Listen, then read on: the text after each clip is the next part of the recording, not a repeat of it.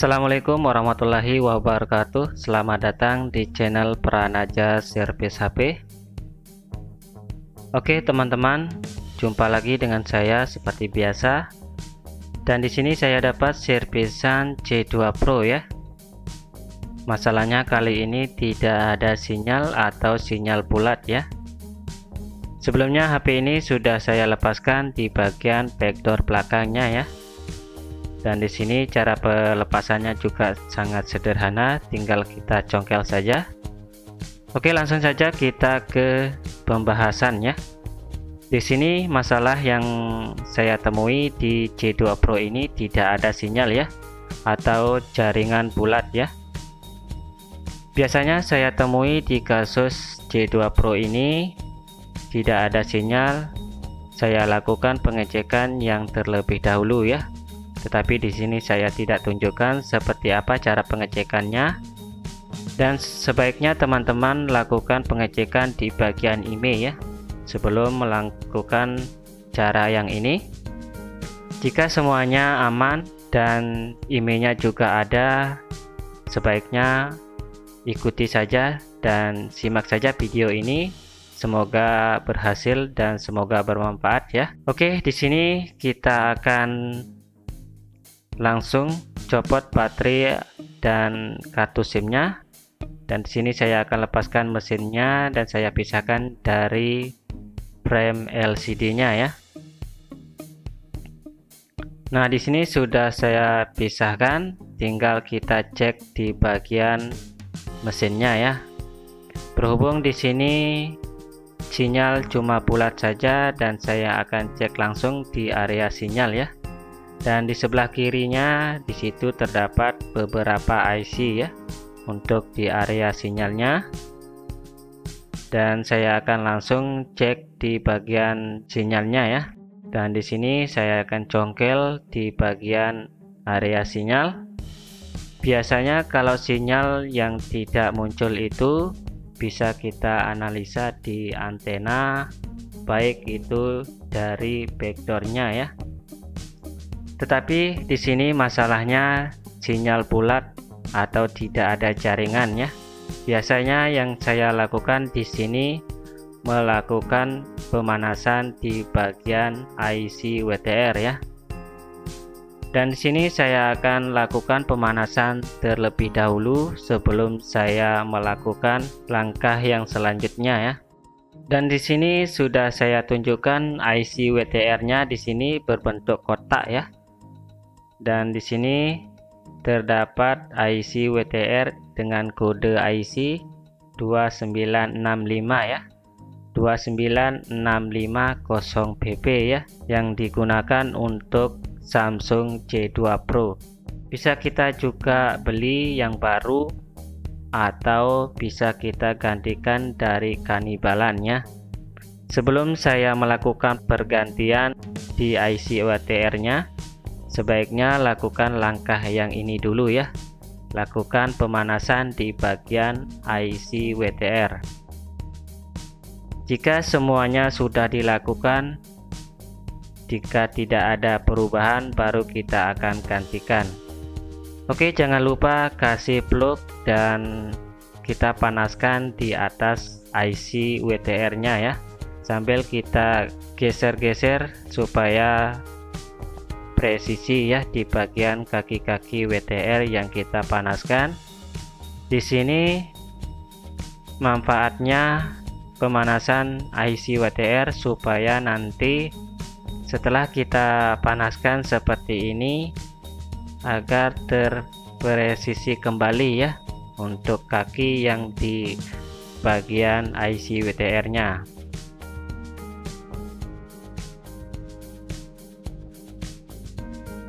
Oke, jika sudah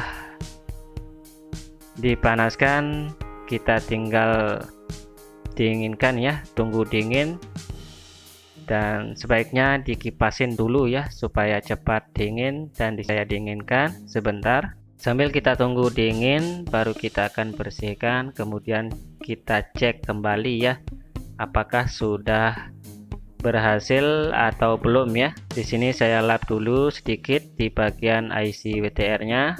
baru saya akan pasang kembali dan saya hidupkan HP-nya ya, dan saya akan cek seperti apa setelah saya panaskan IC WTR-nya. Dan untuk kasus IC WTR bisa normal atau tidak ya, tergantung dari fisik WTR-nya apakah masih mampu atau tidak. Jika tidak ada perubahan, baru kita akan gantikan untuk IC WTR-nya. Untuk IC WTR yang seri yang ini bisa kita dapatkan di HP yang lain, dan sesuai juga seri yang sama, tidak apa-apa ya. Jika permasalahan di pemanasan tidak berhasil, baru kita akan gantikan untuk IC WTR-nya. Dan HP sudah hidup, ternyata di sini tidak ada perubahan ya setelah melakukan perehotan di bagian IC WTR-nya. Oke, untuk cara yang kedua di sini langsung kita akan gantikan untuk IC WTR-nya. Dan mohon maaf di sini terganggu sama touchscreen yang ghosted ya. Tetapi di sini tidak ada masalah. Jika dipasang backdoor belakangnya mungkin terganggu akibat TS atau TG-nya yang retak ya. Oke, di sini saya langsung ganti dari IC-nya di sini, dan di sini saya akan cabutkan untuk IC WTR-nya menggunakan IC WTR 2965 dari bagian Redmi Note 4 ya kalau tidak salah.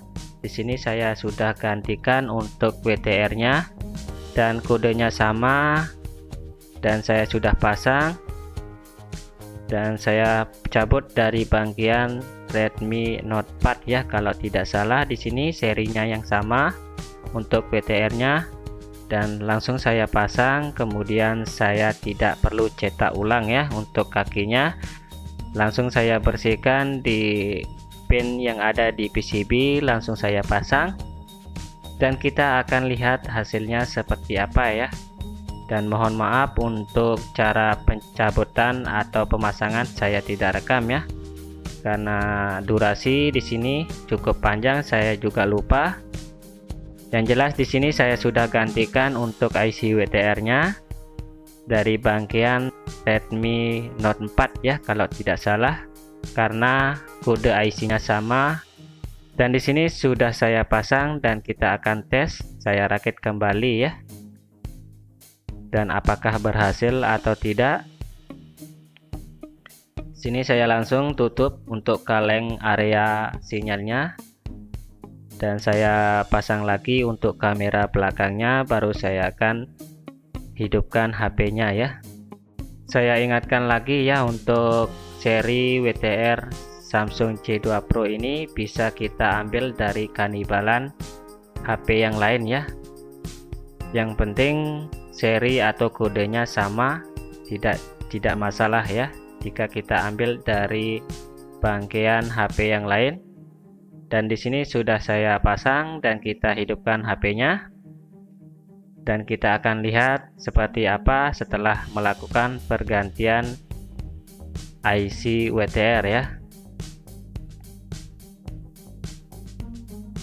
Oke, di sini setelah saya gantikan IC WTR-nya, alhamdulillah sinyal sudah muncul dan tidak ada tanda sinyal bulat ya.